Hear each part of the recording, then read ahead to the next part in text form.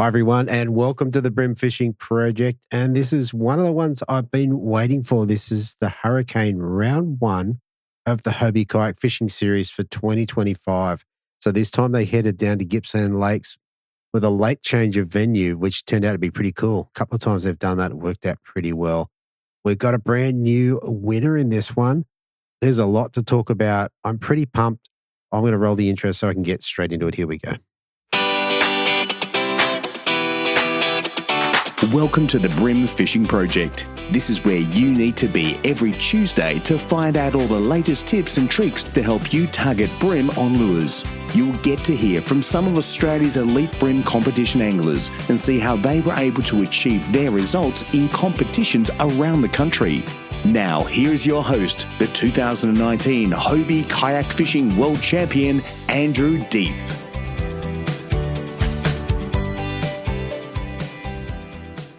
All right. So like I said, I've been waiting for this one to come around. It was a round I really wanted to get to, but just personally for me, the Wednesday or midweek round, I couldn't make it work this year. Had it been another week of the year, it probably would have happened for me.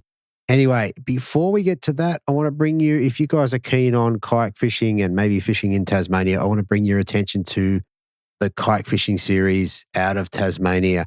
I'll just grab the name for that. So, of course, it is called the Tasmanian Kayak Fishing Series. They're chasing bream and trout, I think. So I want to bring that to your attention. It is a nice little competition, and I figured you never know if you can line up a holiday down there, go for a quick fish in one of these awesome locations and fish a little competition. I reckon if you reach out, somebody'd have a kayak there for you. What I might do is I'll reach out if the organisers are listening. Shoot me some results and I'll do just a little report on it to bring some attention to that. It's certainly a place that I'd love to go fishing and hopefully I get the chance in the next year or so. All right. In other news, as I'm recording this, I've just packed the car ready for Foster, so I'm pumped about that. Very much looking forward to getting back up there to tangle with some angry bream. The collective. Last night we did a Zoom meeting, was the wrap up of our soft plastic prawn challenge. And as usual, there was some information there that I hadn't seen before or hadn't considered. So if you want to upskill a little bit or just hang around some guys or you just want to contribute to the show, there's a heap of reasons why you would join. Like I've said in the past, $1 from every membership heads off to the fly program. I haven't got a tally, but between that and the fundraiser I did, we're getting some serious dollars headed off to those guys. So really helping mental health. So thank you to those people. If you still haven't donated to that, you can either donate directly to the fly program, which is just easy, just look it up, or you can shoot a message to me and put it through me and I'll donate on your behalf. All right, let's get into this particular round. So this one was held back on the 26th and the 27th of February. And I'm told they were fortunate. The locals told me they had some of the best weather down there that you could hope for, given the size of the lake and what can happen down there. Anyway, in terms of the fish activity, great conditions. And pay attention, I think this played into it. Like in hindsight, I didn't have these stats when I recorded the interviews, but in hindsight, I think it actually played a part. So on the Wednesday, they had 73 in the fish activity wheel.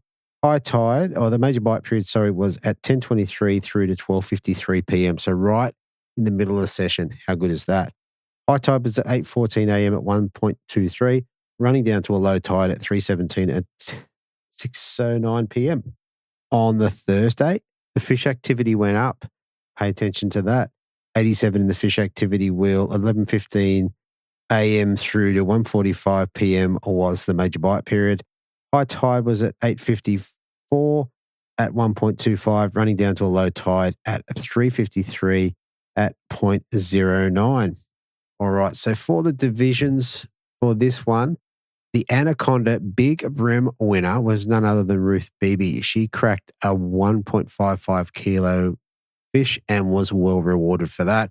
Monster Mover went to Dwayne Penza, weighing in 670 grams on day one. Backed it up with 3.85 on day two. Cracking bag day two. The division winners, the youth, 16 to 18 years, was Riley Whelan. 6 fish for 4.43 kilos. The women's with that big fish, I don't think it could be anyone other than Ruth Beebe with 4.24. And of course, coming all the way from Western Australia to take out the Masters, we had Greg Cooper weighing in 5.41, which I think had him maybe in sixth position, which was a pretty good effort. Eighth position, either way, still pretty cool. All right, let's get into the angler interviews. We've got Batman and Robin on. I don't think we've had them both on the show, but anyway, I'm going to leave it for you guys to listen to this, see who's who. Here we go. Okay, so first up in third position, we have an angler dropping 3 fish for 2.63 on the Wednesday, backing it up on the Thursday with 3 fish for 3.40, giving a total of 6 for 6.03. And third place, I've got Tony Robin Petty. Thanks, Andrew. Yes, Robin for that event. Eventually got my own back in the next event and became Batman again. That's exactly right. It was very short-lived for Simon as Batman, but we'll see what happens in the next one, I guess. Yeah, that's it. The next one we fish would be probably Foster. Yes, very good. All right, mate, you've had a nice little start to the season down there. Third place, you'd take that? Yeah, I'm pretty happy with third place. I didn't expect to do that well. I thought there'd be some really big bags coming from the guys that might have fished over around Paynesville area because they had been getting good fish around the jetties and all that kind of stuff. But for some reason, it didn't pan out that way. Yeah, I mean, with fish the size that come in from that system, anyone can come in with a rogue bag. As we saw a couple at, I think Jason Richards was like 3.88 or something like that. So cracking bag and certainly jump a lot of places. Yeah, they kind of found them and just had on them all day. They did really, really well. Yeah. Well, there you go. Well, mate, tell us about your preparations for the comp. Well, I did a little bit fishing out of my boat, I don't know, probably a month to 6 weeks prior to the comp, given that I was going to do the ABT event as well. So it was the ABT and then the Hobie event was there in the back of my mind. So I'd fished the Hobie site a couple of times out of my boat. Yeah. And there was a session there, like I caught a heap. I would have caught 40, 50 fish for the day, but the biggest one might have went 38 fork. Then I had others with around 35 fork. So I knew that I probably wouldn't win the comp in the area I was going to fish. Yeah. But I would have had a lot of fun doing it because there was so many fish. And with so many fish, you're bound to come across a good one here and there. So I thought, oh, that's not too bad, you know. So that was pretty much my pre-fish. I spent probably two sessions there. Between there and Hollands, because of the ABT, I went to Hollands and did a couple of sessions at Hollands Landing as well. But, you know, I didn't get as many fish at Hollands, but I got better fish at Hollands. Right. So for my pre-fish was kind of, all right, we did the ABT, let's go to Hollands, see if we can get a good bag there, then we'll go back there day 2. If not, we'll just go fish the Hobie arena on day 2 of the ABT, which is kind of what happened. I didn't really get good fish at Hollands. I thought, oh, bugger it, I will just go and fish around Jones's Bay, mouth of the Mitchell, into Eagle Point Bay. And that's kind of what I did. And I suppose after the floods there, that day, the day I went there would have been a Wednesday the week before our comp. I didn't really do that well. I went to one flat in Eagle Point Bay and had 2 drifts over it and didn't get anything. And then I thought I'd go up to where the launch site is for the Hobies, and I went up there. There's a little bit of a reef, and there was a boat on that, and then there was some snags behind the house at the start line. There was a boat on that, so I thought I'll go down the mouth and fish that. So I get down there and did that, and I didn't get anything. So I was kind of at a loss by about 9 o'clock. I thought I didn't have a fish, so I thought, oh, well, we'll go for a look up the Mitchell mouth. And as I was heading up the river, there was a bloke in a blue tinny bait fishing, and he was getting a couple of fish, and I sort of seen him on the sound and thought, all right, there's a few fish here. And I got a bag really quick, so I thought, well, this will work all right for the Hobies. I can race straight down the front of the mouth of the river. I can look at either blading or plastics in the deeper part of the river mouth. Yeah. And probably get a bag and then go hunting bigger fish. So, and that's what I kind of thought. That was kind of my practice and before the tournament, because I didn't get a pre-fishing on the Tuesday before the kayak comp. I had a sore back at work and pretty much sort of was sitting at home on the Tuesday sulking with the sore back and packed up all my stuff and did a little bit of work stuff, and then ended up getting down there about 5:30 and caught up with Simon and Naughty and Peter Brukel, and we all had a bit of a chat and a laugh, and then sort of listened to what they had to say and sort of worked out what I was going to do. But, when it came to the first morning, I pretty much did the opposite of what I wanted to do. Right. Okay, tell us about and that. I was going to race all the way down the river, get to the mouth of the Mitchell, and start fishing. Yep. But when they said go, I managed to go upriver, through the cut, down the lake. Yep. As I was going down the lake, I reckon I was 20 minutes into the paddle. I broke a shaft on my drive, so Ouch. I carry a spare. So I pulled that one out and broke one out, put the new one in, continued onto the spot I wanted to fish, and then I get to the first rocky point I wanted to fish and get a flatheader in about 70, 75 centimetres, which annoyed me because it wasted a fair bit of time. Yeah. So I was a bit flustered after breaking a drive, getting a big flathead, and then the area I wanted to fish was pretty barren. I couldn't see him on the sounder and I couldn't get a touch on it. So then I thought, I'll just head to the front. So I went to the reef at the front of the Mitchell and I looked around that area and it was very barren. So I thought, sometimes you're on the opposite side. So I went to the opposite side of the Mitchell River flats, and once I got there, I started seeing fish on the sounder. There was a few snags hidden under the water and a few fish. Yep. So I started throwing the hard bodies at them. So I was throwing like a Twitch 50 and a Twitch 40, and I couldn't really get a touch, but I could see the fish there. So I had a spread 85 and sickle tied on with a fairly heavy jig head on it. So I had I think it was a 1/8 jig head tied on, so I was going to use that in the deeper water. But where I was fishing, it was only 1.2 metres deep. So it's kind of just a big sand flat kind of area. And I could see fish on both sides of the sounder. So on the left-hand side, there was fish marking up, and then the right-hand side, which was the channel side, it was slightly better marks. So I was sort of throwing to those guys, and with the lure, I was just sort of throwing it out, and I was just slow winding it back along the bottom. Okay. And while I was winding, they'd either take it while I was winding, or if I had to stop, they'd pick it up on the paws. It was kind of just something different. Yeah. Yeah. And that's the curly tail one, isn't it? It is, the 85, it's the long one. So it's got like the fish body and the curly tail on it. Yeah, okay. So I was just kind of slow rolling across the bottom, which is something I generally don't do. But I remember guys from previous comps, from Vic Brems or ABTs, and they'd have sort of slow roll, slim swims across the bottom there. Yeah. So I figured I'd try this, and kind of worked out for me. Like I got a bag fairly quick, and then there's probably like a half-hour window from maybe 10:30 to 11 o'clock on the Saturday. Mm-hmm. I just 3 better models in that 30 minutes. Wow. I caught a heap of fish, but I got a 38 fork, I had a 35 fork, and a 34 fork. Yeah, okay. And they all would have come within like a 30-minute period.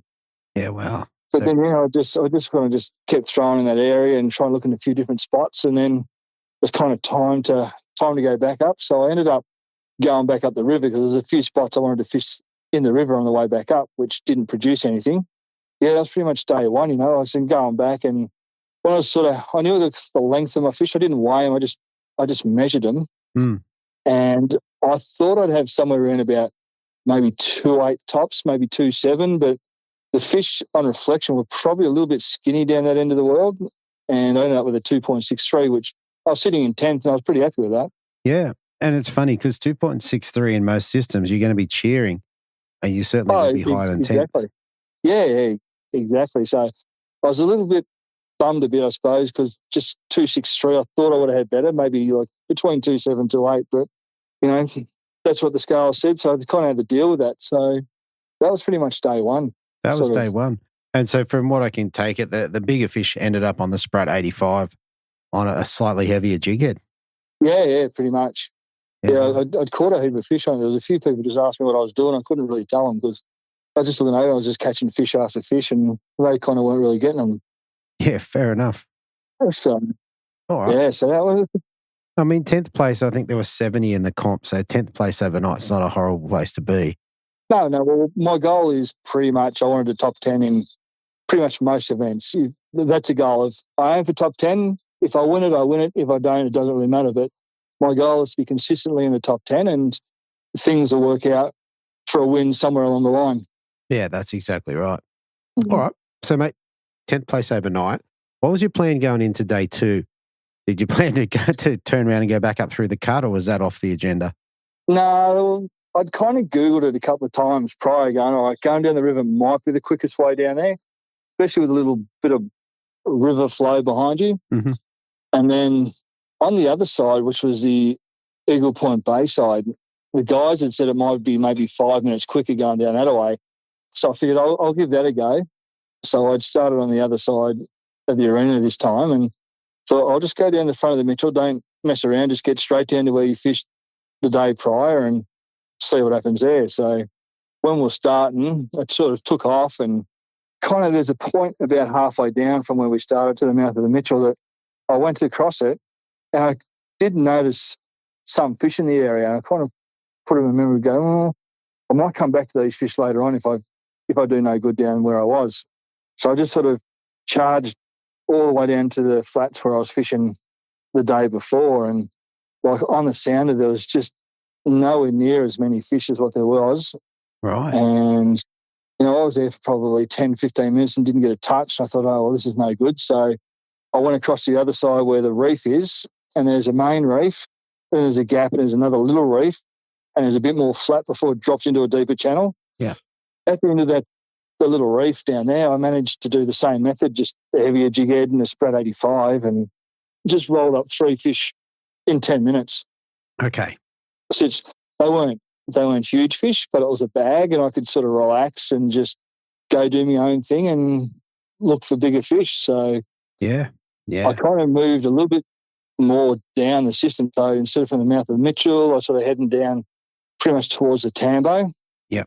And on the left-hand side, there's a lot of rocky points and a couple of little shallower bays in there. So I pretty much got to the first little bay, and I did notice on the side scan that there was a lot of broken weed patches. There was just a clump of weed here, clump of weed there, line of weed there. So I kind of threw out into that area and managed to get a 37 fork out of it. Right, okay. So I thought, well, that was a handy upgrade. Yeah, yep. And then I kind of focused on that area for probably maybe 20 minutes, and I reckon I would have got 10 flathead in that time. I reckon every cast was a flathead after that. Wow. But it was driving me crazy, and then I kind of moved out of that bay, went to the next point. I had to stop because I knew where Simon was fishing, and I said, I'll go to this point, and I won't go any further. So I got to that point and thought, no, that's Simon's water. I'm not going to go near him. So I turned around, went back to the reef, got another upgrade off the reef. Mm-hmm. This is about 10 o'clock. It was a really weird sighting, was that it had glassed out. Yep. But on the reef, there would have been 30, 40 fish, all with their tail hanging out of the water, just chewing on the reef. Wow. So it was unbelievable. There was 2 other kayaks in the area. But, yeah, I just pulled out a real shallow lure, and I kept throwing to them. I got one, which was a small upgrade. But then, yeah, I just couldn't get them to turn. They were just too busy with their tails or nose down, just chewing away. I couldn't get them to take the lure. So I had to leave those alone after about 20 minutes. Mm-hmm. Went back to the other side of the Mitchell Flats where I'd sort of started, and there was a heap of guys over there. And, I got a couple of smaller ones, and I just thought, I'm wasting time here. I need to get back to where I saw those fish on the way down. Yeah, okay. So about, it would have been about 12-ish, I suppose. I ended up leaving the mouth of the Mitchell and just sort of cruised on up to this point that I'd gone over in the morning.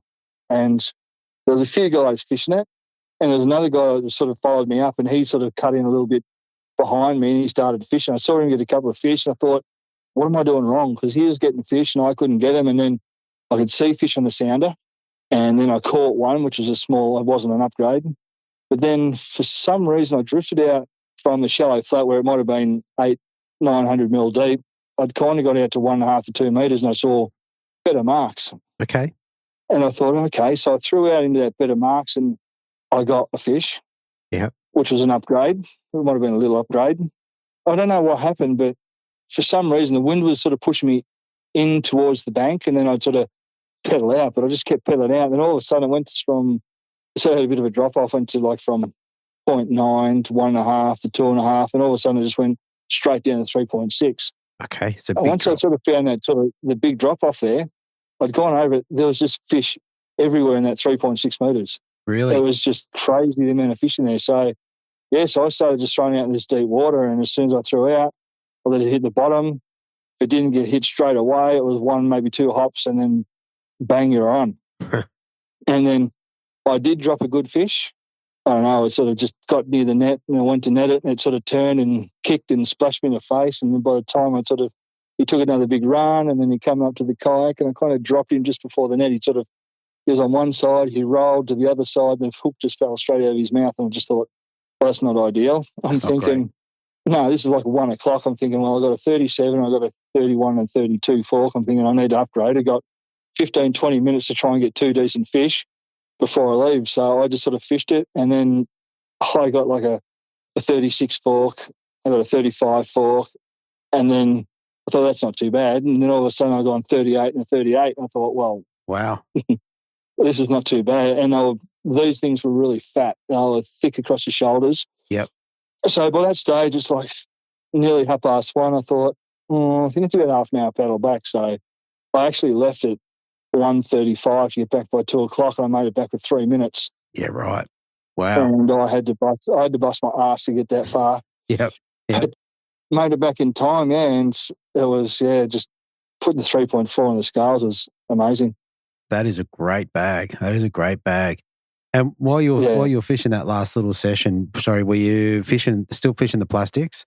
Yeah, it was. Like there was a spread 85 on the 1/8 or a 112, probably the 112th of that stage, because I actually lost the one on the 1/8. I had a 12th one tied on as well. So it was just a 112th with the 85 on it, and fishing in that 3.6 kind of metre depth is kind of where these fish were. And I just thinking, to myself, why didn't I get there any earlier?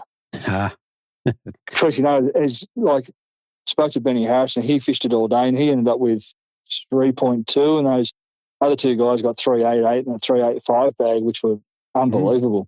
Exactly, yeah. Yeah, that would have been a game changer to get to pull those bags. So exactly.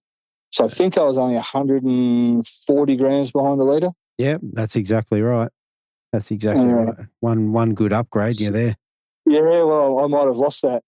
So not to be, but if I had got it, I don't know whether I would have got the other ones. So it just always works out for one way or the other. Yeah, fair enough. Oh, hey, it was a good move to double back and hit that point. Like if you hadn't have done that, I'd dare to say you'd be back down the leaderboard. I'd be nowhere. Oh, fairway down the leaderboard. Yeah. Oh, perfect. All right. But in terms of lines and leaders, what were you running for the comp? So I pretty much got a pretty much 10-pound braid, and then I was running 5-pound leader. So the Daiwa J Finesse braid, J Finesse or whatever it is. Okay.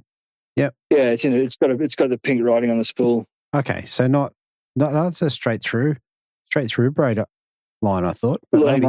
Yeah, it is. Yeah, it is. I just use that as a leader material. Yeah. Okay. Perfect. So not super heavy. Was kind of what I was getting at. No.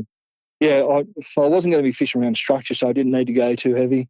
But knowing there's some good fish in there, you still need a little bit of some strong leader behind you. That's right. You want to land the big one. That's right. And they're not really that leader shy down here. As you know, I fish a bit with Brett Geddes, and he's always running 10 and 12-pound leader, and he catches a heap of fish. So, yeah, I don't think leader size matters a great deal. No. I was going to say, if he's running 10 and 12, that's on one of his lighter days. Yeah, that's it. I was at his place to say, what's the lightest leader you've got? He goes 7 pound. I've gone, Jesus Christ, that's probably as heavy as I've ever run. But yeah, yep. Well, there you go. You go. All right. So you ended up in third place, just a little bit behind Simon, who became Batman. That's it. For a little while. Tell us what you get to take home for third place. So I think I got $775 for that. I got a prize pack, which I ended up with a few of the, what do we got? We had some Pro Lure stuff in there, had a little bit of Daiwa stuff in there, the Strike Pro stuff. There's a fair bit of Hurricane stuff in there as well, which I got, which is always good to top up. Absolutely. Ruler, stubby holder, hat, T-shirt, Burley Pro, those connectors covers. Oh, okay. I've not seen them. So, yeah, got one of those connector covers from the Burley Pro guys. So that was handy. Very good. Very good. So, yeah, so it's all that kind of stuff. Oh, there's also Anaconda gift voucher in there as well. How good's that? Which, yeah, that's great from a new sponsor. Get a gift card is fantastic. Yeah, absolutely. Absolutely. All right, mate. I reckon that's pretty cool. So listen, last thing before we shoot off, is there anyone you want to give a shout out to or say thank you to? Yeah, mate, I always like to shout out to Naughty and Sue from Hurricane Lures. They've been a long time sponsor or backer of mine, and the friendships that we have and the products that they produce are amazing and probably may not have done as well without it. So I'm always grateful for their product. 100%. And look, it was good to see Hurricane sponsored round, and you've got 2 of the team members in the top 3. That's pretty cool. Yeah, we actually had 3 in the top 10. So Peter Bruckle finished 9th as well. So yeah. So 3 out of the 4 of us got in the top 10, and Naughty wasn't too far behind either. So he'd done pretty well. Yeah. Yeah, no, I think it's a great result. Yes. Fair enough. All right, mate. Listen, I want to thank you for coming on again. And yeah, I'm sure we'll get to speak to you again before the year's out. Oh, let's hope so. All right, mate. All right, mate. Thank you. Have a good night. No, thanks, Andrew. Bye. Okay, so up next in second place, we have an angler dropping 3 fish for 3.18 on day 1, backing it up on day 2 with 3 fish for 2.970, giving him 6 fish for 6.15. And second place, I'd like to welcome back to the Bream Fishing Project, Simon Morley. Welcome back, mate. Thanks, mate. Glad to be here. 100%, mate. Nice little result there. And how'd you find the new arena? It's next level, eh? The fish in that place are just, I've never seen anything like it. It's only going to get massive. The brim in there are massive now. I can't wait to see them in 5 years' time. 100%. And also the way the launch was set up, being able to launch either side of the road, I guess, I believe it's like 2 different arenas. Oh, 100%. I launched one side, say the Riverside the first day, and then I launched the Eagle Bay the second day. And exactly right. It's 2 different arenas. Right. Okay. Well, I'm interested to see how you went traveling from there, because that's the same as, well, I'm not going to give away any secrets, but yeah, it's the same as what one of the other guys did. So there you go. Yeah. Let's roll into it. So for pre-fish, mate, did you get down there and have a look around? I did. So on the Monday, I actually fished the Tambo, just out in the snags. So I've never been there before. So I stayed at Naughty's house on the Sunday night. So thanks for letting me stay. Yeah, and he showed me a cool spot to launch next to the Tambo. So I just put in there. It was south, the wind, or southwest. Wasn't too bad, but yeah, I can see why Leon went there, because the sounder was lit up as soon as you went in front of the Tambo. But getting him to bite was a different story. I only managed 3 bites on that day, and they were all good fish.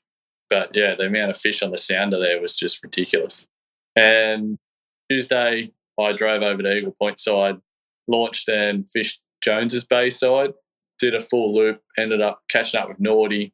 I ended up out the front of the Mitchell on the Mitchell. We actually didn't fish the reef. We fished another spot called the Grassy Knoll. Naughty showed me, and it was me and Naughty were sitting there, power pole down, the fish at cast for, God knows, over half an hour. It was ridiculous, just looking at each other laughing. Wow. What were you getting them on? Just cranks. It didn't matter what colour, what brand, what profile. They were just chewing their heads off that on Tuesday. It was a really fun session out there. Oh, that is awesome. And so in terms of leading into competition day, did you have a plan?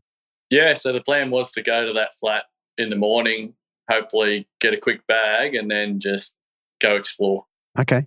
All right. Well, let's roll into comp day then and tell us how that played out, whether that came to fruition or not. Well, it sort of did. So the plan was I launched on the riverside, paddled out the river, which I think was a mistake because it still had tidal flow or something going on there, and it was a bloody hard slog to get out of the river. We got out of the river at the front. I think there was 4 guys on the Mitchell Reef, so I left them, just cruised past. I went to that flat that Naughty showed me, and first caster hooked up.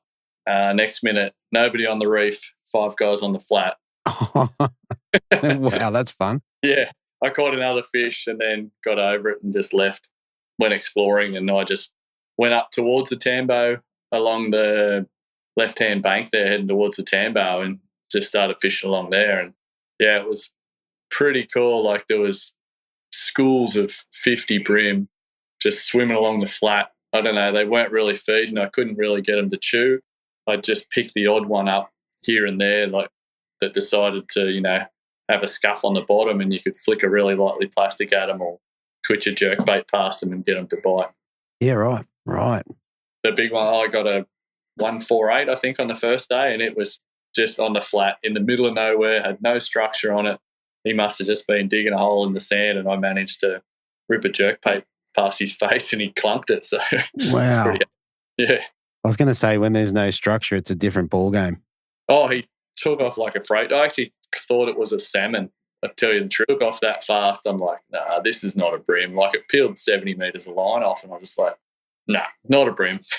Just gull drag it in, get in your bloody thing. And it come on side on. I looked at it, I'm like, nah, still doesn't look like a bream. I'm like, this is definitely a salmon. I'm like, get in. I got at the kayak. I was just like, holy crap. Yeah, 100%. That was it. I stayed up there on those flats, like just looking at those schools of fish, just going, yeah, this place is next level. Like, honestly, it's out of control. Yeah, okay. And in terms of, I think you said a jerkbait, was it one of the hurricane ones? Yeah, so Naughty's new Twitch 66, the RBX. First time I'd really used it, just experimenting on different retrieves, and it's such a cool lure. It's very similar, almost like to me, it's very similar to a bent minnow. So you can throw it out, rip it down, and it's just got this really slow float like a bent minnow, and it eventually pops to the top, and then the bring along and go, oh, I'm going to eat that. It's wounded, bang. Yeah, right. Very cool. What are you using to fish those on? Like, what sort of lines and leaders? And I guess you've probably got a special rod at the moment too, I'd imagine. Yeah, so I'm running the St. Croix rods from St. Croix. Rick Massey put me onto them. Thanks, Rick. Really appreciate it. They're such a cool rod. Running the Elite Panfish on that in the 7-1. It's dynamite. You can cast it a mile. I'm using, I think, 10-pound OH Dragon braid and 5-pound leader. Pound of the Dollar X-length leader. Yeah, okay. So pretty standard. Like, how was the rest of your day? Like, did you end up upgrading much, or did you just get a few and then it was time to head back? Because you would have been a fair way. Yeah, I just got a few, and then it's a good paddle back, probably an hour and 15-minute paddle from where I was. So, yeah, I only got a few bites on the first day. It wasn't brilliant, but I knew the fish were there. So the plan was to go back there and try and nut them out on the second day. Yeah, right. And I guess you had the one that was nearly 1.5. So your other two fish were probably around that 750, 800 grams or something like that. Yeah. One was close to a kilo, and the other one was about 650 or 700. Yeah. Okay, a little bit lower. Yeah, fair enough. All right. Well, that was enough to bring you back in first place on day one. Yeah, that's right. I think only because Leon got that time penalty. Because you would still had him. I was paddling down next to him, and I went Eagle Bay side because I heard it was a shorter paddle, and he went in the river, and I'm like, oh, this will be interesting to see whether he gets back on time. Yeah, right. And no. Yeah. So I made the right call. He might have made the wrong call that day. I think so. And in terms of getting back on time, how much time do you have at the end? On the first day, I had 3 minutes, I think. And on the second day, I had 5 seconds. 5 seconds? Yeah, I cut it a bit fine. Yeah, that's probably a bit close. Wow. Was everyone cheering for you? Oh, it was like a marathon when I got out of the kayak. You leave jelly. I was doing 9Ks coming around the last corner. I was pumping, going, I'm not going to make it. And then, jump on that wall, run 100 metres to the tag board. It's like, oh, my legs are like jelly. 100%. And it's, what is it, 50 grams a minute? Yeah. So it doesn't, okay. Yeah. You would have been all right. Yeah, it doesn't matter if you're 1 second over or 59 second over. It's still 50 grams. It's still 50 grams. Yeah. Well, there you go. So on day 2, tell us, what was your plan? So I had the plan. I launched Eagle Bay side this time. Thanks, Brian, for helping get the kayaks in and out on that little wall. It was a bit of a challenge, but it was good that everyone, helped each other out. Yeah. Heaps quicker on Eagle Bay side for some reason. I don't know. I just went a bit wide of the bank and then just beelined it to the point I wanted to start on. It took me about just under an hour to get there. So yeah, right. Upped up there because I wanted to get the whole day on those fish and try and nut them out. And the schools just weren't there like they were on the first day. Right. It was a 15 brim, not 50 brim. Yeah, I just went fishing, to tell you the truth. I literally just started fishing little bays, just flicking plastics in. Ended up using the naughty skimp on a 1/28 jig head, and I just flicked that to the bank, skip it out, and let it drop, and hopefully a flathead didn't eat it before a brim would do it, because it was some big flathead up there. Yeah, right. I donated a skimps to them because they're like, "You're too big, you're not coming to kayak." Yeah, fair enough. Fair enough. And with the skimps, you're using a 1/28, so is that a hidden weight or a jig head? I like to run hidden weights. I know the Victorian boys like to use the ball head or the little TT jig heads, but yeah, I love the hidden weight. It just seems to fall more natural, I believe. Yeah. Yeah, and when you hit the side of a boat, they don't make as much noise. Exactly. Staying in it, they don't come out and yell at you. Exactly. All right, so you're flicking plastics, and how was it? Did you get a bunch? Yeah, I probably caught 12 legals on the second day, which is about 6 more than the first day. So not a heap, but the quality was there. Like the fish were almost a kilo fish each that I had in the world. So yeah, can't argue. Just needed one more tiny upgrade, and I tried on the way back, hence why I was nearly late. Yeah. But did you get them all, end up with all of them on plastics, or did you get some on hard bodies as well on day 2? I think I only got one on a jerkbait on day 2, and the rest come on plastics, the more like subtle approach, trying not to spook them, just a real like lightly weighted jig head, just trying to get it to slowly waft down to them when you not spook them, so to speak. Yeah, fair enough. I think I asked you this last time, but I can't remember. But when you get the skimps out of the packet, do you cut the little strings between the tails? Do you let them? No, I don't. A lot do, so it does paddle, like if you do, but I don't, because I like the plane action. So yeah, okay. When it falls, I don't want the paddle, I just want it to glide. Right. Okay. Interesting. Favourite colour at this point? I call it jelly prawn. Yeah, okay. Don't really know what the real colour is called to the truth. I haven't got one here to check. We might check that out later. Yeah. Yeah, okay, but I understand it's the one with whitey clear colour with black fleck for it. Yeah, cool. Oh, very good. All right. So, mate, you're paddling all the way back from across the lake. You're just on time. Well, I left the same time I left the other day, and it just, whether there was still a tide push, I got back to the point where the boys were all fishing. I looked at the watch. I was like, I got 5 minutes. And, yeah, I just did 3 fish and 3 casts and got carried away, and I'm just sitting there going, and there's still 5 guys over there fishing. I wasn't on the same point they were. I was just a bit back from it. And then, I think I seen Tony paddle off, and when I seen Tony go, I was like, uh-oh. Fair enough. Yeah, and I passed 2 guys that were still fishing there, and I'm like, you guys are going to be late, because I think I'm going to be late. And, just pumped it, got to the last bend, looked at the time, went, oh no, and I'm pretty much standing on the pedals doing 9 Ks to get it back, and then just rammed it straight to the wall, jumped out, like I said, sprinted to the finish line, had 5 seconds or something to go. I was knackered at the time I got to the end. Yeah, that's right. I think I was told that you maybe weighed in last. Yeah, I didn't really believe that it was going to be that close, to tell you the truth, because I've seen bags get weighed in like 388 and 385. I thought those guys would have jumped me, but I think they just had an ordinary day one. Yeah, and then when I went up, I waited to last just because it was hot down there, and I was just sitting in the shade, to tell you the truth, instead of standing in line. Yeah. And then he goes, you need 3 kilos to take the lead. I was like, what? And he goes, yeah. I'm like, I just knew I didn't have 3 kilos, but I knew it would be close. Yeah, and 297, so yeah, that's the way it goes. That's exactly it. So very, very, very tight, and a nice little second place anyway. 100%. So. And, the money just paid for my new surfboard that I ordered, so perfect. How good is that? Perfect, mate. You're ready for that big swell. It should be coming down the coast. Oh, I already surfed it on the weekend. Yeah, nice. Oh, very good. All right. Well, I think that covers the fishing. What did you get to take home for second place? $11.60 in coin and a prize pack full of goodies from all the sponsors. So it was actually a really good prize pack. Yeah, nice. So good start to your kind of week off. Yeah, 100%. Yeah. Very. There I went to BAM, got my ass handed to me at BAM. Yeah, I was there. I've only cracked BAM once, and it was in 2015, so 10 years ago. Yeah. Maybe one day I'll put it together at BAM again and crack another win there, or at least a top 10. I've been bloody hopeless there the last few times. So. Yeah, okay. Well, it was a rough round for me as well. But anyway, it's okay. Caught fish. So. Yeah, caught plenty of fish, just not the right size, that's all.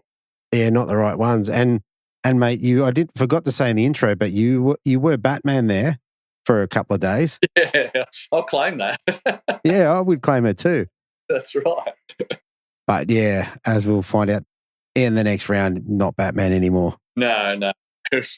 Fell from the perch pretty quick. Exactly. All right, mate. Look, last thing before we shoot off, is there anyone you want to give a shout out to or say thank you to? Oh, of course. Peter Morley from Hurricane Lures. He's been looking after him for a couple of years now, and I can't fold his gear. It's incredible. His lures are just getting better and better. Obviously, Rick and the guys from St. Croix Rods for taking me on at the start of last season. Yeah, those rods are fantastic. I use them all the time now. I had 7 with me on the kayaks down there. Wow. Yeah, different lures. These things can handle all sorts of lures. Doesn't matter what lure you put on there. They just work. Yeah. Guys from Totally Immersed Watersports down at Huskisson. They've been looking after me for a long time now through all my gear for the kayak, and my lovely wife for letting me go fishing. How good's that? All right, mate. Fantastic to talk to you again. I think you had 2 from 3 comps. So Malakuta, not the AC, and then Gippsland. So that's pretty good going. Yeah. So. It's a good start, I think. At least I got a podium. Absolutely. All right, mate. Brilliant. Thanks for coming on, and I'll talk to you again soon. No worries, Deethy. Thanks very much, mate. Thanks, mate. Okay, so up next in first place, I have an angler in his second competition. He dropped 3 fish for 3.04 on day 1. Backed it up on day 2 with 3 fish for 3.13, giving him a total of 6 fish and 6.17 kilos, winning by just 20 grams. We have Leon Leong. Welcome to the show, mate. Thanks, Andrew. Nice to be here. Mate, it is. It's a great story we've got coming up. I can't wait to get into it. There's a couple of twists and turns. And like I said, I think you've just done one kayak round before. Yep. In the Hobies back at Malakuta. Yep. Which was, I think, you can talk about that if you wish, but that was kind of a learning experience. And then to come through a second time and go, okay, I've got this dialed, and here we are. Yeah, well, in Malakuta, I was entered as a first-timer, so even if I'd done well, I wouldn't have been in the money. Sure. So this is the first time really actually competing, so it's pretty cool. Absolutely. And to come away with a win is pretty awesome. So what we might do is let's get into pre-fish. Now, you're a local down there, but tell us how you went about pre-fishing and how it set you up for the competition. Yeah, so because of the sort of crossover with the ABT, there was no pre-fish ban, but I was working, I work night shifts, so I couldn't get out of the water as much as I wanted. Mm. But I sort of had in mind at least one area around that Newlands Arm area that held good fish that I didn't want to really sting. And at the same time, I had tried around the cut and sort of worked out a couple things on the flats and in the snags there where I'd figured out that they were more keyed into using the muss instead of a crab to fish those snags. And that's not usually what I use for snags. I usually use pretty light plastics and I'm skipping them in. Right. But on pre-fish day, I got out pretty late because being at home, I still had to do the daycare run and the school run. Yep. So I still had to do that. I think I got on the water just after 11 or so. Okay. And I didn't fish where I thought I would actually fish during the comp. Sure. I decided to explore the flats and see if I could find any sections of the flats or drop-offs or edges that might be holding better fish. Yeah, okay. Just in case that's what I ended up doing, but it wasn't. So yeah, I had that sort of pre-fish, but it didn't really fill me with confidence the comp would be won on the flats. Okay. So I had a couple of areas in mind that, for me, I know as big fish zones. Mm-hmm. They can fish really well and you can get some really good fish out of them, but they can also humble you really quickly. 100%, especially down there. Leading into comp day, what sort of leaders did you have, or what sort of heaviness, strength of line did you have? So I had 3 pound on my crankbait rod. I had 4 pound on my plastics rod, and I had 6 pound for my structure. Okay. That's pretty standard. I don't tend to run heavier than 6 pound if I'm snag fishing or like hitting jetties and pylons and that sort of thing. 6 pound for me is usually pretty okay to get them out. Yeah, okay. I mean, 6 pounds not super heavy, obviously. Yeah. Are you fishing, how sort of heavy is your drag when you're fishing structure? Reasonably tight. I keep it reasonably tight, but I also, using small treble baits, I don't tend to go too hard on them. Sure. Yeah, I prefer to, because my kayak doesn't have reverse, I prefer to turn the kayak and sort of gently drift away and tow them. Yeah. And I find that a lot of the time they just sort of pull along behind me, shaking their head, trying to get it loose. Yeah, interesting. Yeah, it works pretty well. Yeah. Okay. All right. So one more thing before we get into comp day.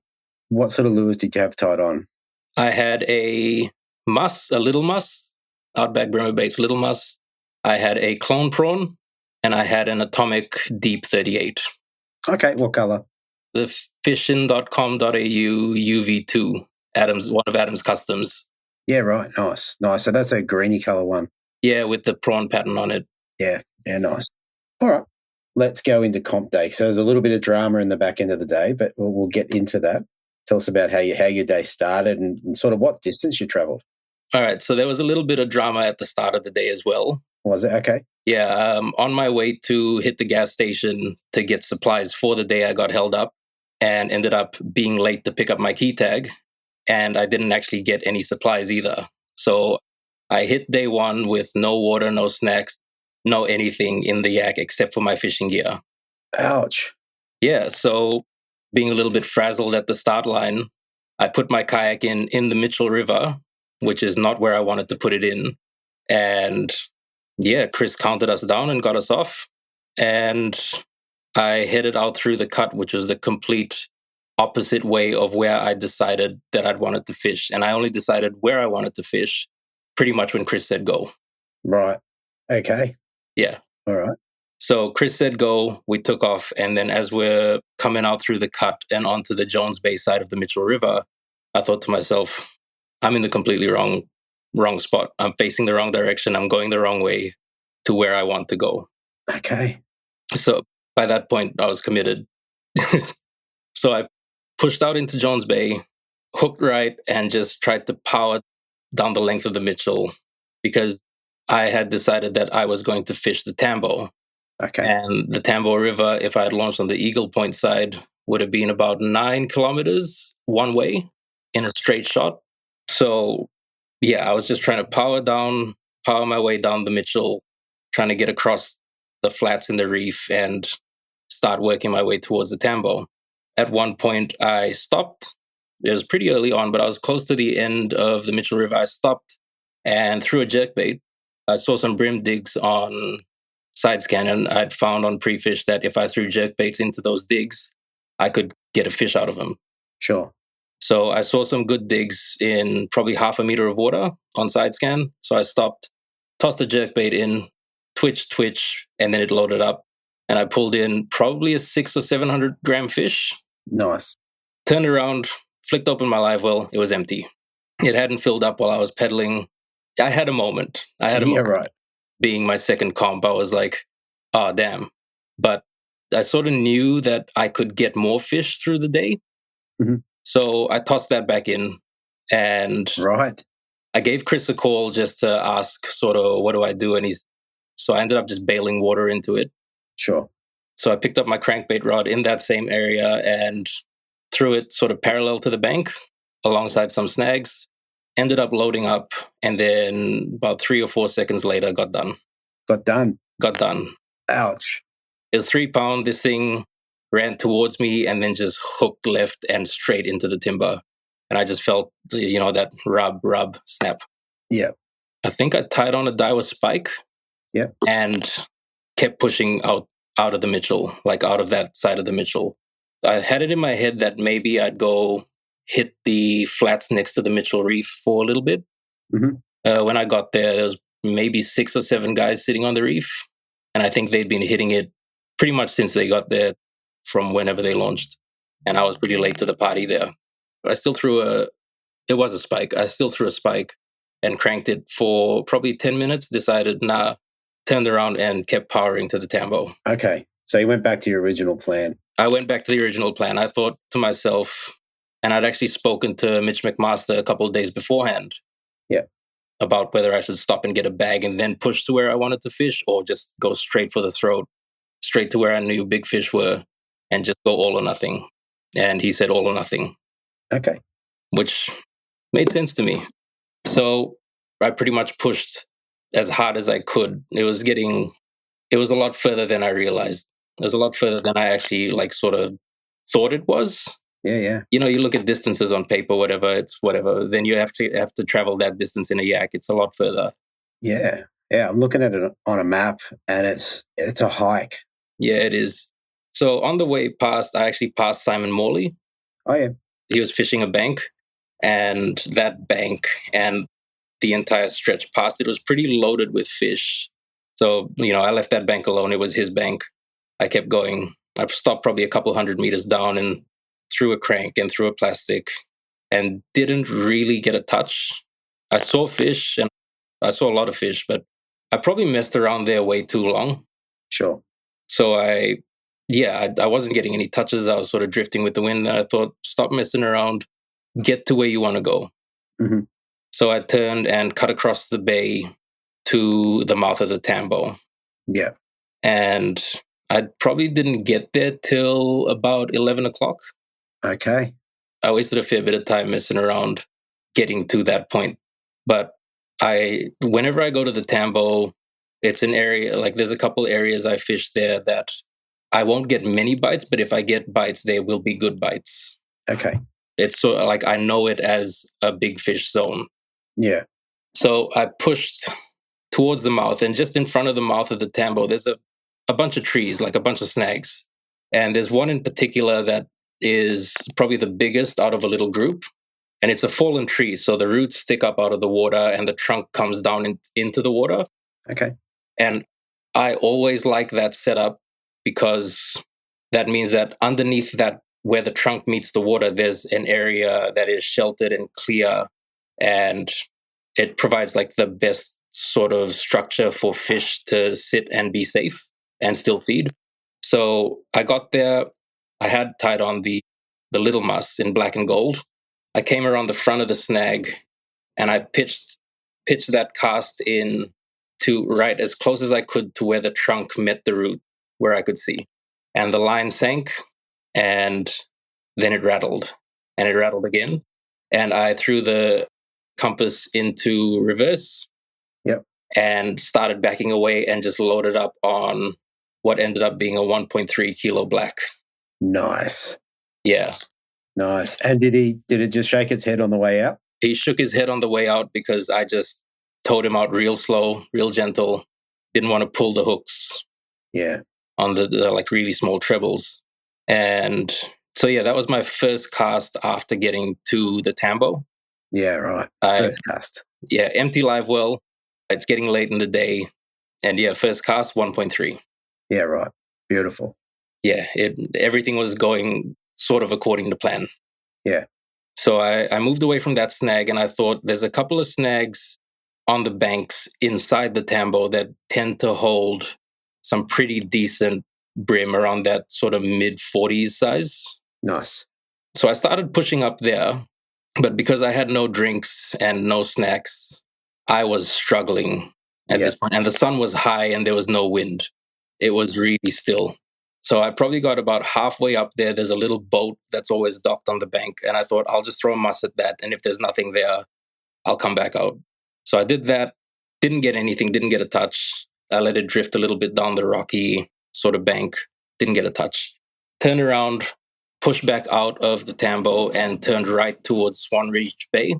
There's like a rocky outcrop that meets the sand in about probably 0.7 to 1 meter. Yeah.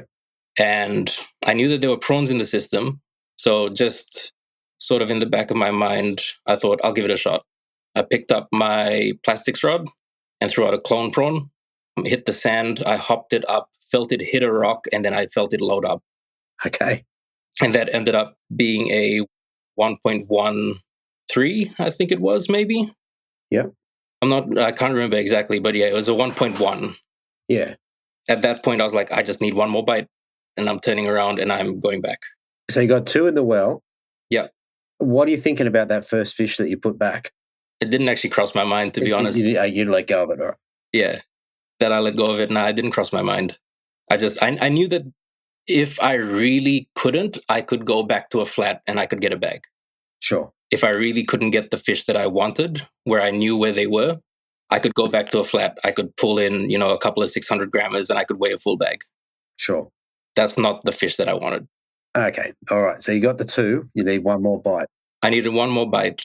And it was getting close to midday at this point. So I thought, I'll hit my big snag again from a different angle.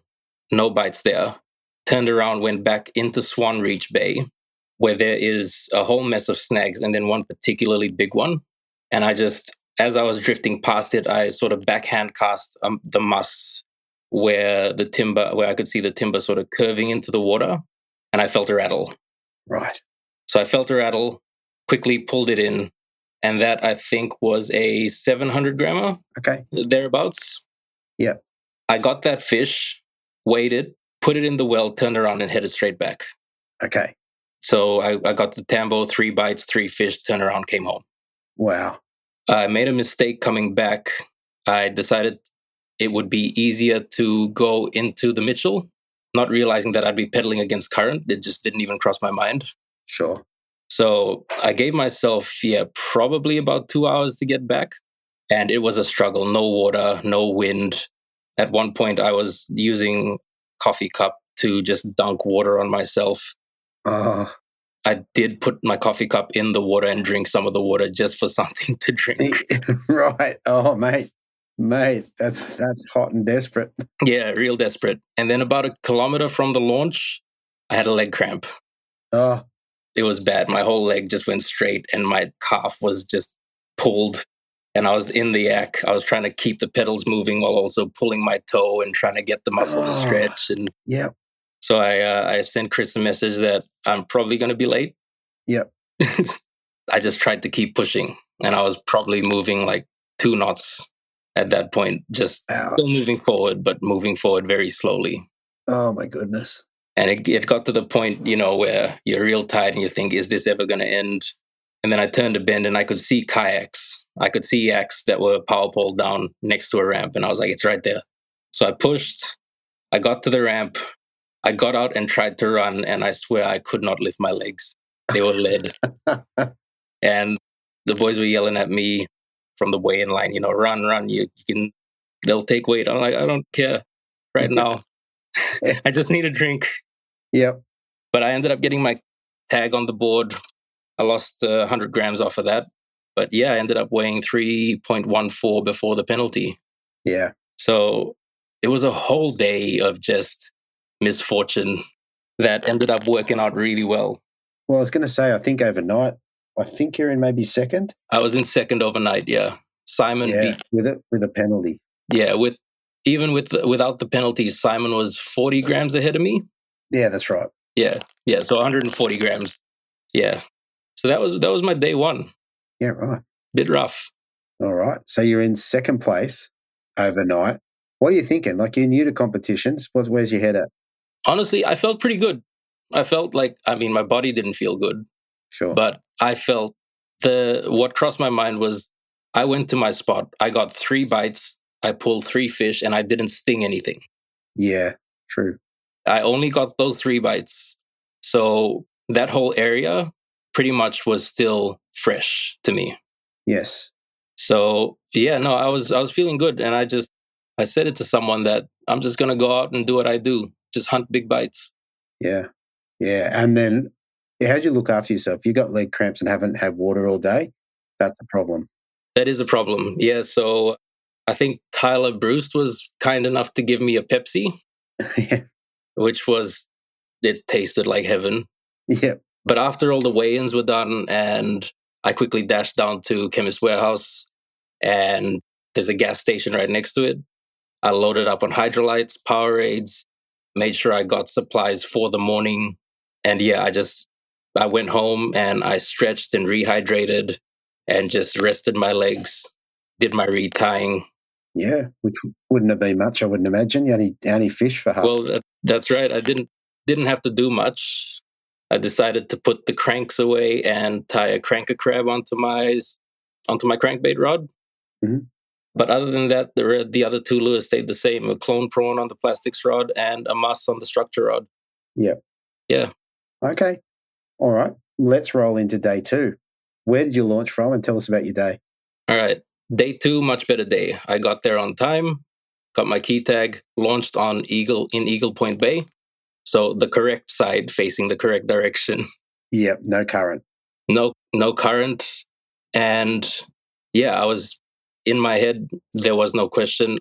I wasn't going to stop or get distracted by every puff of sand that I saw, every brim running away. I was going to push straight across to the Tambo, and I was going to fish my zones, and I was going to get the bites that I wanted. Yeah. It's hard to do that, to not be distracted. Yeah. Especially when you know there's fish to be caught. When you know there's fish to be caught and you know that there's big fish to be caught. Yeah. But I knew where my fish were. Mm-hmm. I knew where my fish were, and I knew how to get them. Yeah. All right. Well, tell us how that plan went. All right. So I think Chris actually got us off the mark maybe 10 minutes early, mm-hmm. which was nice. And yeah, it pretty much went exactly how I wanted it to. I pointed the nose towards the Tambo, and I just sent it across the bay. Didn't stop, didn't get distracted. I pulled myself out into deep water so that I wouldn't see anything swimming or puffing up sand or digging, whatever. I just pulled myself into deep water and just punched it straight across the bay. And it took probably an hour and a half. So yeah, I just put on some music, and I was just sort of bumping along, having a good time, enjoying the morning. Yeah, nice. On my way to the zone. Okay. You were into one of the borrowed kayaks. You were in the Compass from Hobie. In the Compass, yeah. Yeah. So they travel pretty well. They travel, yeah. They were really nice. They were really quick. Really quick. And yeah, they cut through the waves and stuff really nicely. Yeah. Tell us about the fish. There's a big fish in here somewhere. Yeah. I went straight back to my snag. Mm-hmm. Now, Greg Lewis was ahead of me, but there was no way I was ever catching him. No. No way. He got there, he started fishing the flats, sort of around the mouth of the Tambo, which I was happy about because my snags were like left alone. The only thing is, when we got there were quite a few bait boats in the area. Yep. Yeah, there were quite a few. There was one guy who I think might have been using live sonar, and he was just sort of staring at the screen and electricking around casting, but he got close to my snag, but he wasn't touching my snag. Very nice. Yeah. So the day didn't start as good as day 1. I got there, I pulled up pretty much in the same position, pitched the muss in, and I pulled out an 800-gram fish. So nice. Good start? It's a good start. It wasn't as good as a 1.3, but no, it's a good start. And I was there earlier, so I knew I had a couple hours to be able to work the area, really lean on that area pretty hard. Yeah. So I was pretty relaxed. I pulled it in, I weighed it, I put it in the bin, and sort of decided to give a bit more time to the snags surrounding my big snag. Yeah. And I had a couple of hits, but no hookups. And there was one fish. It's hard to say what time it was, but there was one fish that I pitched back at my big snag. And as the muss hit the water, I thought to myself, I'm in a really bad position. And just as I thought that, the line loaded up and just went zinging off to the left, straight to the tree and around it. And I just felt it rub and pop. Ouch. Right as that happened. So, right as I thought it had happened. Yeah. So I thought to myself, I can see fish on the side scan right now on the flats. So I'll start just using the clone prawn. Yep. And so I was doing that, and I ended up pulling 2 670-gram fish. Okay. So 2 smaller fish, but it was a bag at that point. Bag. It was a bag, and I knew I still had time to sort of have a look around and upgrade that bag. Sure. Can I ask, with your clone prawn, how'd you have it rigged? On a painted jig head. So on it was a 1/20th. Okay. 1/20th size 1 bait junkie jig head that I paint motor oil. Yeah. That's a pretty standard way that I fish the green tiger clone prawn. Okay. Obviously you're painting the jig heads. Do you think it makes a difference? I think it does in like dirty water situations. I think maybe that extra bit of UV maybe does help, but it's one of those things that's like sort of hard to quantify. Absolutely. It's like scent. You don't know. Or you kind of know, but you don't know. Yeah. I can't say that I've ever like fished them side by side with a regular jig head and got more bites on one than the other. I just know that it could be one of those 1%ers that could get you a better bite. 100%. So you had 2 in the well. You had 3 in the well. I had 3 in the well, yeah. I had a bag, but it was a very small bag. Yeah. And the Hobie boys were in the boat and they were sort of watching. I was fishing the mouth of the river and I hooked something that nearly spooled my reel. Okay. They were watching me and all of us, I just took off. I pretty much got the kayak up on the plane trying to catch this thing, winding like mad because I could see the bottom of my spool. Ouch. And talking to Chris and Brad and Greg Lewis a little bit later, he'd hooked 2 rat kings in the area the day before. Yeah. So I never saw it because I was only running 4 pound, but I think that's what it might have been. Yeah, it sounds like it. Or the world's biggest yellowfin brim. 100%. Yellowfin brim don't really spool you unless it's huge. Yeah, massive. As soon as Chris sort of told me that, I thought I'll just leave that area alone. Yeah. And I'll work the flats around in Swan Reach Bay. Yeah. And I fished a lot of that for nothing. At this point, I couldn't go back to my big snag because there was a bait boat that had pulled right up to where I was fishing. Mm-hmm. And they'd started throwing massive chunks of mullet at the snag. Yeah. So a bit of competition, but like there's a whole lot of area to fish. Yeah. I'd given myself, knowing that I didn't want to be late, I wanted to leave the mouth of the Tambo by about 11:30. Okay. Yeah. So I wanted to give myself enough time to get back comfortably. Yeah. I knew that if I waited to leave when I saw Greg leaving, that I would be late. You'll never keep up. No. So I fished into Swan Reach Bay quite a bit, fished around, and I had a couple of taps in really shallow water, but didn't end up hooking anything. And it was getting pretty late at this point. So I thought, and when I say pretty late, I think it was maybe nearly 11 o'clock. I still had the 2 small fish and the 800 grammer. So I thought there's a little sort of half moon, a tiny little bay just inside the mouth of the Tambo that has a rock wall that drops onto sand and weed. And I pushed in there. And usually I'd throw a plastic at that, but the way that I was sitting, I thought that looks like a good place to crank. Okay. So I tied a Daiwa spike in Moby. I tied that onto my plastics rod. If I ended up hooking a good fish there, I wanted a bit of backbone to be able to pull it away from the rock. Sure. So I started casting at that rock wall, and there's like a little point that comes out and then curves back in. Yeah. I cast just past that point and cranked it along the rocks, feeling it bump on the rocks as it was diving. And then as I felt it hit the sand, it loaded up and took off deep. Okay. And I thought, if that's a brim, that's a good one. If that's a brim, that's a really good one. So I played the fish. I felt a bit more secure because I was running 4 pound, not 3. Okay. Yep. I played the fish, and when it came to the surface, I thought, that's a kilo fish. Wow. That's a kilo fish for sure. Yep. So I backed the drag off a little bit, pulled it out to deeper water, got it in the net. There's no like really tense moment. I was just like, just don't pull. Yep. Got in the net, waited. It was 1.12. Nice. Big upgrade. Yeah, big upgrade. So I tossed the 670 out, put a 1.12 in the bin. And I think it was like maybe about 11:20 at that point. Okay. And I thought it's getting really close. There were 2 bait boats sitting on my big snag on the far side of it. So coming out of the river, I had a look and I thought, I'm going to sneak in the back of this snag and I'm going to pitch my muss right into that T where the trunk meets the roots. Nice. And if I don't get anything in the next 10 minutes, I'm going back with what I have. Yeah. Yeah. So I got there. They were watching me. They were tossing their baits. They were pulling smaller bream out from in front of from the far side of the snag. But where I was, they couldn't actually cast to because there was too much structure in the way. Yeah. So I pulled in behind the snag. I pitched the muss as close as I could, and I was trying to land it within an inch of the timber. I was trying to get it as close as I could. And I let it sink. I saw the line go slack and hit the bottom. I just waited, and then the line rattled. Yeah. And then it went slack again. And then it rattled again and then started to tighten.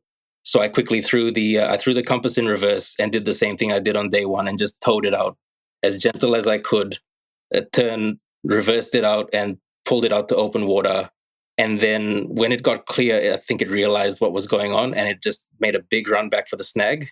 Yep. So I was palming the spool and moving my hands, putting my arms out just to try and cushion that. And when it came to the surface, I thought I saw it and I was like, that's bigger than my 1.12. Yeah, right. That's bigger. And I thought, okay, this is good. Still got to get in the net. Yep. And the guys in the boats, they were just watching me. They were staring at me because I just pulled a fish from where they were fishing. Yeah. And I ended up I got it in the net. It took a little bit of time. Got it in the net, threw it on the scales. It was 1.27. Wow. Yeah. Wow. So as soon as that happened, pretty much the same thing as day one. I put a tag in it, got it in the bin, turned around, sent it straight back. Yeah. Started heading back. And I think it was like 11:35 at that point. Yeah. Okay. So my time management was way better. Just a little bit. You go in the right direction, everything. Yeah. And this time I knew I don't want to hit the river. I just want to go straight across the bay. Mm-hmm. So I did that. The wind had picked up a little bit. I had drinks. I had snacks. Yeah. I was much more comfortable. No cramps this time. Yeah, yeah, yeah. And as I was coming down along the Mitchell, I could see all of these guys lined up pretty much on a drop-off. And I found out later that there was a massive, the bite turned on in that area. I think that's where a 3.8 kilo bag came in. Yeah, I heard about that. Yeah. I still, I didn't know what I'd done because it was so close between me and Simon. And then one of the guys, when I pulled the kayak up to go and put my key tag on, he just said, look, there's a lot of 3 kg bags coming in today. Yeah, okay. I just thought to myself, whatever happens will happen. I'm happy with what I've put together. And not everybody got a 3 kilo bag yesterday. That's right. That's exactly right. Yeah. So yeah, day 2 went pretty much according to plan. And I got back on time, no time penalty, day 2. Yep, which is wonderful. And my bags were super consistent. I weighed 3.13. Mm-hmm. Yeah, same. Yeah, pretty much exactly the same. 10 grams, yeah. 10 grams, yeah. And then it was just a matter of waiting in the line for Simon to roll in. Yep. And see what he'd done. And I wasn't nervous or anything. I knew that either way I would be top 10 or top 5.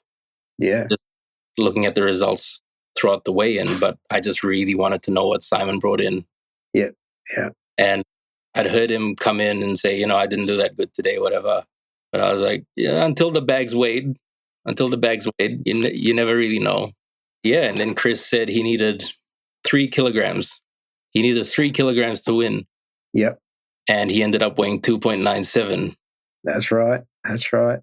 And it didn't really even settle on me that I just won my first Hobie round. Yeah. Yeah, that's amazing. Amazing. Was there a big cheer? There was, actually, yeah. Jamie Cole and Richard and James, I think. And yeah, there were a lot of pats on the back and heaps of people came up and shook my hand and were like, crazy, you've done that. Yeah. Yeah. I mean, while that weighing was going on, were you thinking about your time penalty? Was that on your mind? Not really. Okay. Not really at all, actually. It it crossed my mind a couple of times when people mentioned it to me, but like I'd had a great day fishing. Yeah. I'd caught a big bag. Yeah. And I'd caught a big bag the day before. I knew that all up I'd be over 6 kilos, which meant I would be in a good position. Mm-hmm. So even if the penalty had cost me, I was pretty stoked because it was my second comp ever. So as far as the result goes, that's pretty good. It's very, very good. It's very good. And look, anytime you get like 6 kilos for your 6 fish, yep, been a pretty good comp. Yeah, so that was pretty cool. Well, there you go, mate. Well, that is a great story. I think we've covered all the fishing like throughout the course. The only thing I guess we didn't cover is what rods and reels you like. So after Malakuta, before Malakuta last year, I actually ended up snapping most of my brim rods. Okay. And I've made the switch over to the Daiwa SKs. Yeah, nice. The in-feet SK range. So I was using a 681L Plus FS for my structure rod with a 2500 TD Black MQ. Sure. Yeah, nice. And on soft plastics, I used the 732U LFS with a 2000 TD Black MQ. And for my crankbaits, I used the 701 ULRS with a TD Black MQ in the 2000. Yeah, nice. Yeah, so I like to keep it all. I like to keep it all the same, pretty much. So as soon as I pick up that rod, I know exactly what it's doing. Yeah, yeah, that's perfect. All right, mate. That is a great story for your second comp. For first place down there in Gippsland, what did you get to take home? I got to take home $2,230. Nice. A Daiwa Certate 2500S. Wow. A ticket to the AC. Nice. And a whole bag full of lures and sponsor gear. Yeah, very nice. Yeah. Very nice. And the trophy. Oh, the trophy. Exactly, the trophy. And the you big can see it on the wall behind you. Yeah, it's right there. Oh, there you go, mate. You got a Certate, so given it's not a TD Black, I guess you got rid of that. No, I'm still using it. But I did break in the Certate today on a couple of trevally. Nice. And that it's a real nice reel. Yeah, very nice. Absolutely. All right, mate. This has been a great story. So, mate, the only thing left to do before we shoot off is, mate, is there anyone you want to give a shout out to or say thank you to? Yep. I want to, like most importantly, I want to thank my wife, Kira, and my boys, Soren and Forrest, because they also love fishing and they also understand why I disappear before sunrise on Saturday mornings. And my family's just really supportive of me doing these comps. Yeah. Callum from Outback Brimmer Baits, I chat to him a lot. And without that lure, I mean, maybe I could have got him on something else. I don't know. The Little Musk for me has been a real big fish lure. Wow. In the Gippsland Lakes. Okay. It's been a proper big fish lure. Adam from fishing.com.au. Yep. He was messaging me on my pedal back on day 2. And yeah, he has all the brim stuff that I need and he gets it to me within like 3 days. Yeah, nice. So always good. Very good. And to you, I want to say thank you because the Bream Fishing Project I've got so much value out of it and it has improved my fishing a lot. Thank you. And I really appreciate all the hours that you put into this project. That's perfect, mate. It's good to see you get in your second comp and take a win. It's pretty phenomenal. Yep. It's really wild. Yeah. So good.